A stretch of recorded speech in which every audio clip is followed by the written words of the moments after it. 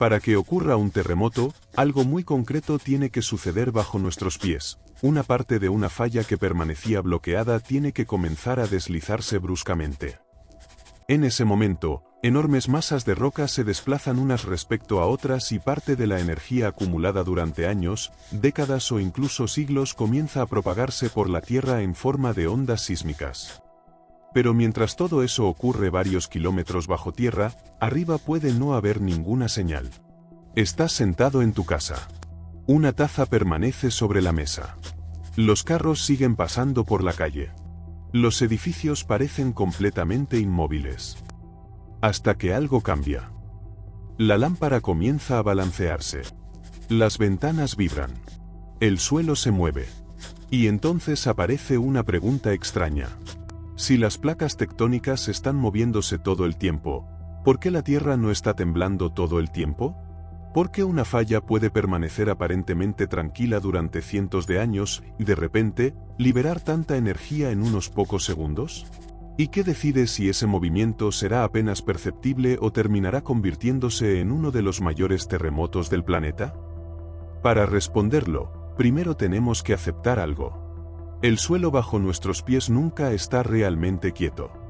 La parte rígida más externa de la Tierra, la litosfera, no forma una sola pieza. Está fragmentada en enormes bloques que conocemos como placas tectónicas. Y todas se están moviendo. Algunas se separan. Otras se acercan. En ciertos lugares una placa se hunde debajo de otra. Y en otros, dos placas se deslizan lateralmente. Pero hay una razón por la que nunca vemos nada de esto mientras caminamos por la calle. Sucede muy lentamente. Normalmente hablamos de apenas unos centímetros por año, más o menos el ritmo al que pueden crecer nuestras uñas. Parece insignificante. Pero unos pocos centímetros cada año pueden convertirse en metros después de varias décadas. Y en millones de años, ese mismo movimiento puede abrir océanos, levantar cordilleras y cambiar completamente la superficie del planeta. Entonces podríamos pensar que ya tenemos la explicación. Las placas se mueven y por eso ocurren los terremotos. Pero aquí aparece el verdadero problema. Si las placas se mueven lentamente, ¿por qué un terremoto ocurre de golpe? La respuesta está en algo que impide que ese movimiento sea suave.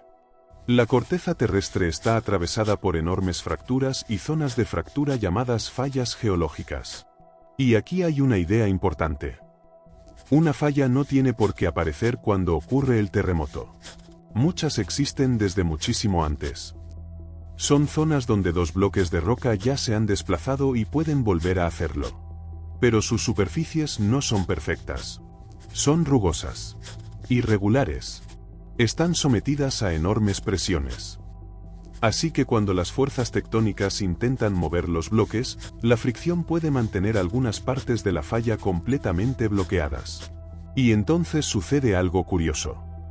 Las placas siguen intentando moverse, pero esa parte de la falla no. Es como empujar un objeto pesado que permanece pegado al suelo. Tú sigues haciendo fuerza aunque el objeto todavía no se mueva. Y bajo nuestros pies ocurre algo parecido. La fuerza no desaparece. Se acumulan sus efectos. ¿Pero dónde? Porque si la falla no se está moviendo, algo tiene que estar cambiando en las rocas que la rodean. Cuando las fuerzas tectónicas siguen actuando sobre una falla bloqueada, las rocas que la rodean comienzan a deformarse. Y aquí necesitamos distinguir dos cosas. El esfuerzo es, de forma sencilla, la acción de las fuerzas que intentan deformar o desplazar la roca. La deformación es la respuesta de esa roca a esas fuerzas. Pero eso puede sonar extraño. Una roca parece rígida. Si tomas una piedra entre las manos, no parece algo que puedas doblar. Y sin embargo, bajo fuerzas enormes y durante suficiente tiempo, las rocas sí pueden deformarse ligeramente. Tan poco que una persona nunca podría verlo a simple vista. Pero distribuye esa pequeña deformación a lo largo de kilómetros de corteza y manténla durante décadas. Ahora empieza a importar. Piensa en una regla que intentas doblar. Mientras haces fuerza, la regla se deforma y almacena energía elástica. Si la sueltas antes de romperla, intenta recuperar su forma. Las rocas pueden comportarse de manera parecida dentro de ciertos límites. Solo que aquí no hablamos de una regla. Hablamos de enormes volúmenes de corteza terrestre. La falla continúa bloqueada. Las placas siguen moviéndose. La deformación aumenta. Y el sistema almacena cada vez más energía. Durante años puede no ocurrir nada que podamos sentir. Décadas. Quizás siglos. Hasta que llega una pregunta inevitable: ¿cuánto tiempo puede aguantar una falla así? La respuesta es sencilla. Hasta que deja de poder hacerlo. En algún lugar de la falla, las condiciones cambian lo suficiente para que el esfuerzo que favorece el movimiento supere la resistencia que mantenía los bloques trabados. Y allí comienza el terremoto. Pero no como solemos imaginarlo. No toda la falla se rompe simultáneamente.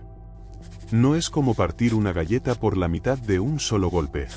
La ruptura suele comenzar en una región relativamente pequeña. Ese lugar bajo la superficie recibe el nombre de hipocentro o foco. Y el punto situado directamente encima, en la superficie, es el epicentro. Por eso el epicentro no es el lugar donde el terremoto explota. Es solo la referencia en superficie del lugar donde comenzó la ruptura en profundidad. Ahora ocurre algo mucho más interesante. Una pequeña parte de la falla se desliza. Ese movimiento modifica las fuerzas que actúan sobre las zonas vecinas. Y si esas zonas también están cerca de fallar, se deslizan. Después las siguientes. Y las siguientes. La ruptura comienza a propagarse por la falla como un frente que avanza. Puede hacerlo a velocidades del orden de kilómetros por segundo.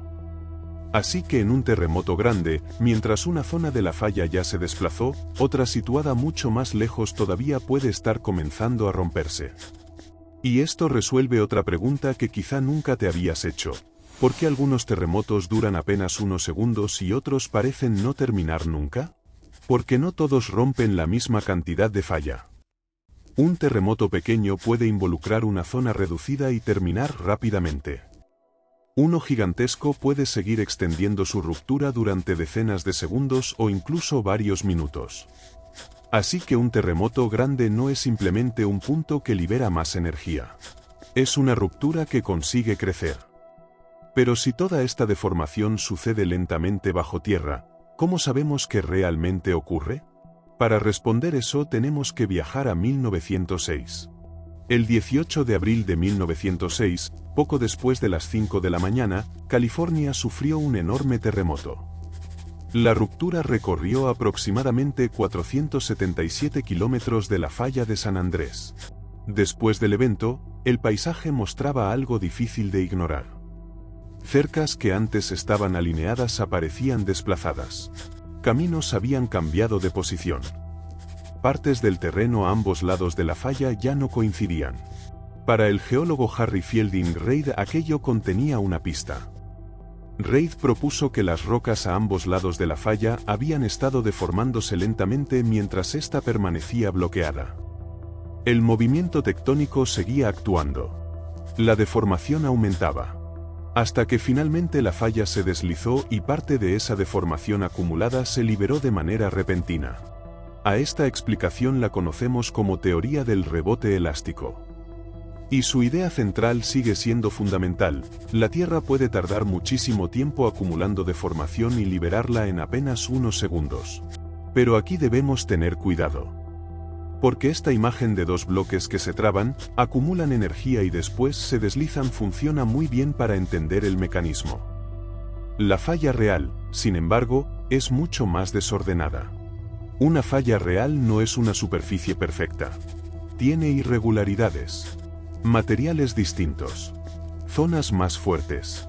Zonas más débiles. Fracturas. Fluidos entre las rocas. Cambios de presión. Y una fricción que puede modificarse mientras ocurre el deslizamiento. Todo esto nos lleva a una de las preguntas más interesantes de la sismología. Una pequeña zona acaba de comenzar a deslizarse. ¿Qué decide si se detendrá allí o si continuará avanzando hasta producir un terremoto enorme? No siempre lo sabemos con detalle. Algunas rupturas recorren una superficie pequeña y se detienen rápidamente. Otras continúan creciendo. Y cuanto mayor sea el área de la falla que termina deslizándose y mayor sea el desplazamiento producido, mayor puede ser el terremoto. Pero todavía falta resolver algo. Hemos dicho varias veces que se libera energía. ¿A dónde va? No toda termina haciendo vibrar edificios. Una parte participa en deformaciones y fracturas dentro de la zona de falla. Otra se transforma en calor asociado al deslizamiento. Y una parte se irradia hacia el exterior. Esa última parte es la que cambia nuestra experiencia en la superficie. Porque sale de la falla en forma de ondas sísmicas. Y entonces aparece la siguiente pregunta: ¿cómo consigue una ruptura situada a kilómetros de profundidad mover una casa que puede estar a cientos de kilómetros de distancia? La respuesta está en las ondas sísmicas. Cuando la roca se desplaza bruscamente, parte de la energía comienza a propagarse a través de la tierra. La falla no necesita estar debajo de tu casa para moverla. Las ondas pueden viajar hasta ella. Y no todas viajan igual. Las primeras que normalmente detectan los instrumentos son las ondas P. La P significa primarias porque son las más rápidas. Producen sucesivas compresiones y expansiones del material mientras avanzan. Después llegan las ondas S. Son más lentas y producen un movimiento perpendicular a su dirección de propagación. Y cuando las ondas interactúan con la superficie, también aparecen ondas superficiales capaces de generar movimientos importantes del terreno. Ahora podemos entender una situación que parece imposible. Un terremoto puede haber comenzado y tú todavía no has sentido absolutamente nada. La falla ya se deslizó. La ruptura está avanzando. Las ondas viajan hacia ti. Solo que todavía no han llegado. Y aquí comienza una carrera. Por un lado, las ondas sísmicas avanzan a través de las rocas. Por el otro, la información detectada por los sensores puede viajar electrónicamente muchísimo más rápido. Por eso existen sistemas de alerta temprana. No predicen el terremoto. Cuando envían la advertencia, el terremoto ya comenzó. Simplemente intentan lograr que la información llegue antes que el movimiento fuerte. A veces la ventaja es de apenas unos segundos. Pero esos segundos pueden permitir detener trenes, cerrar válvulas, interrumpir procesos industriales o adoptar medidas de protección. Hasta aquí parece sencillo. El terremoto ocurre. Las ondas viajan. Llegan a una ciudad. Pero aparece un nuevo problema. El mismo terremoto puede llegar a dos lugares cercanos y sacudirlos de maneras muy diferentes.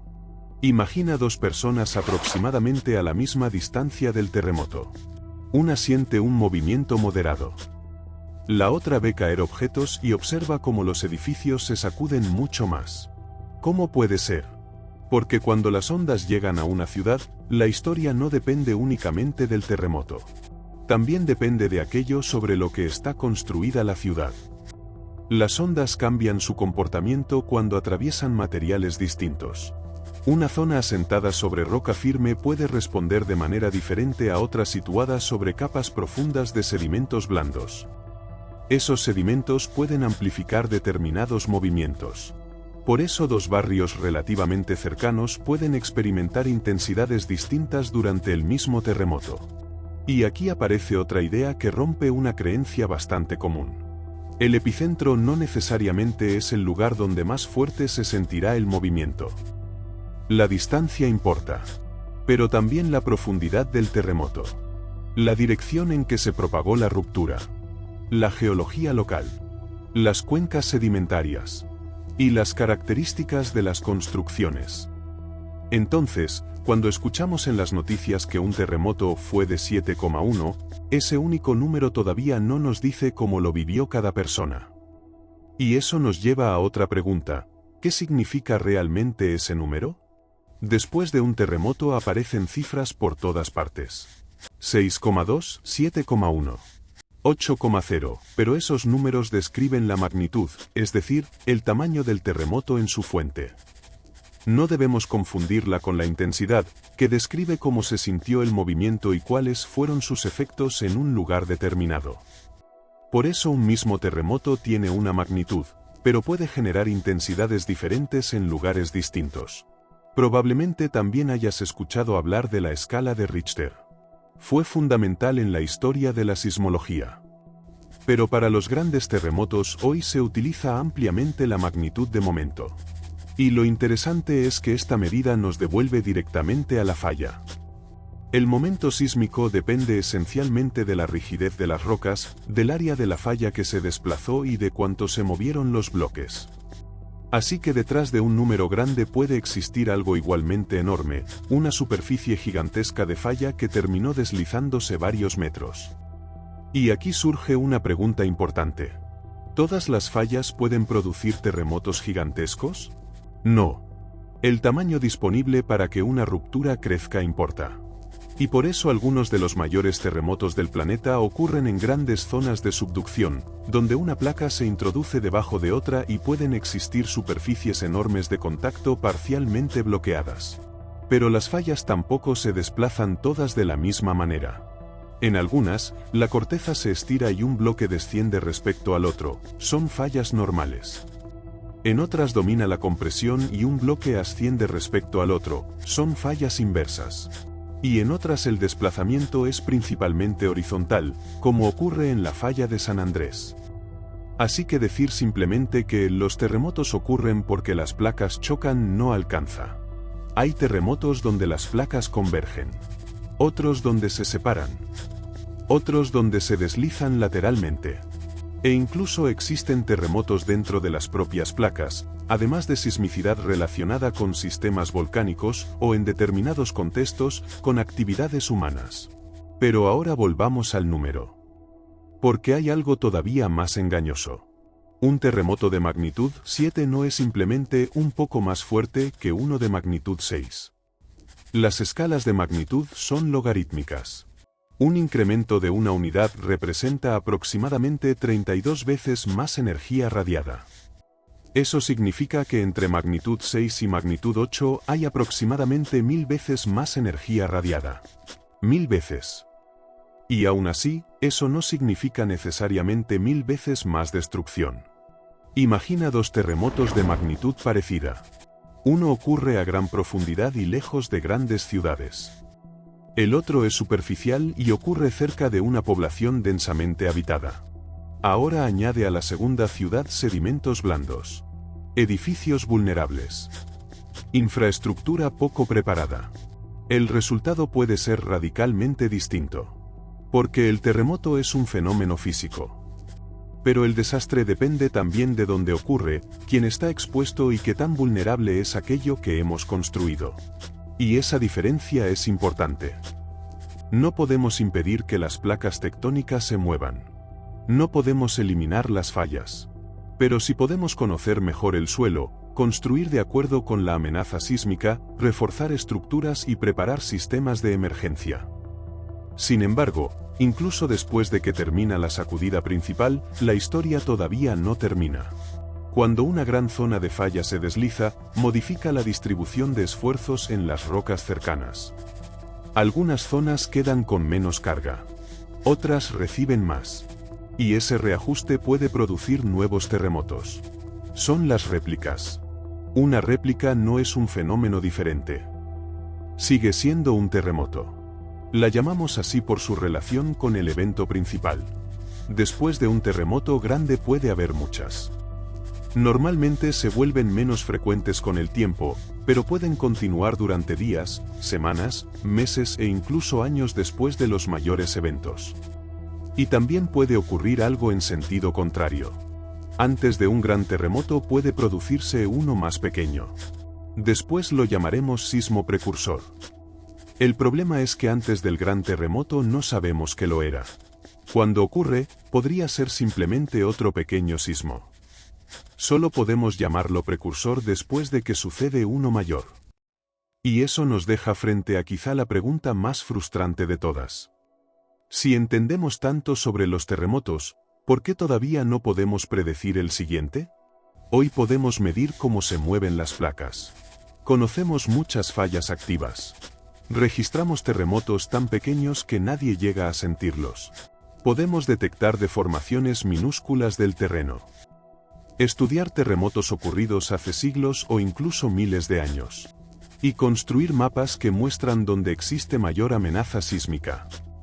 Entonces podría parecer que solo falta mirar los instrumentos y esperar a que aparezca una señal clara. Pero una falla situada a kilómetros de profundidad es muchísimo más compleja. No podemos conocer exactamente el estado de cada punto de su superficie.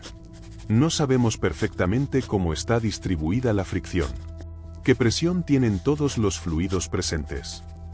¿Cómo se conectan cada una de sus pequeñas fracturas? Ni qué hará una ruptura cuando comience. Puede detenerse. Puede producir un terremoto pequeño. O puede seguir creciendo.